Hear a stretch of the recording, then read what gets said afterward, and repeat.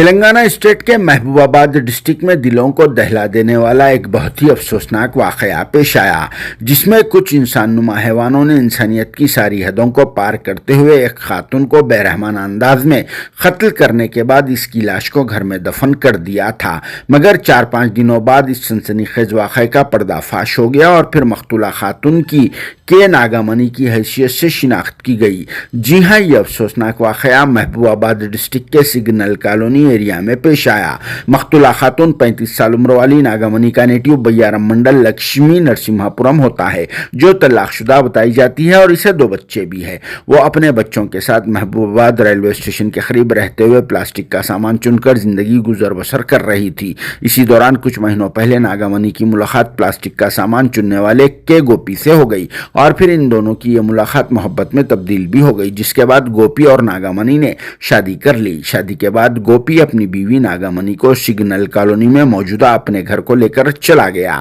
لیکن گزشتہ کچھ مہینوں سے گوپی اور اس کے گھر والوں کا ناگامنی سے مسلسل جھگڑا چل رہا تھا، جس کی وجہ سے گوپی اور اس کی ماں لکشمی، باپ راملو، بہن درگا اور بہن بھائی مہندر نے ایک ساتھ مل کر ناگامنی کو مار پیٹ کر کے ہلاک کر دیا اور پھر آنن فانن اس کی لاش کو اپنے گھر کے پریمیسس میں دفن کر دیا اور پھر کسی کو بھی شک نہ ہونے کے لیے اس مقام پر گوبر کے پانی کا چھڑکاؤ مار کر وہاں چولہا لگا کر پکوان کرنا شروع کر دیا گیا۔ لیکن درگا کی ایک کمسن بیٹی اس واقعے کی آئی وٹنس ہے، جو ناگامنی کو مارتے وقت سارا منظر دیکھ لی تھی، جس نے محلے میں اس بات کی اطلاع دے دی اور پھر گھر میں سے سڑی ہوئی بدبو آنے پر بھی مقامی لوگ الرٹ ہو گئے، جس کے بعد مقامی لوگوں نے پولیس کو اس واقعے کی ساری تفصیل سے واقف کروایا اور اس کی اطلاع کے ساتھ ہی محبوبآباد ٹاؤن کے انسپکٹر دیویندر نے اپنی ٹیم کے ساتھ اسپاٹ پہنچ کر یہاں کا معائنہ کیا اور پھر کھدوائی کر ڈالی، جہاں سے پولیس کو ایک خاتون کی لاش سڑی ہوئی حالت میں دستیاب ہوئی، جس کے بعد پولیس عملے نے فورینسک ڈپارٹمنٹ کے ڈاکٹرز کے ذریعے اسپاٹ پر ہی لاش کا پوسٹ مارٹم کروایا اور پھر اس سلسلے میں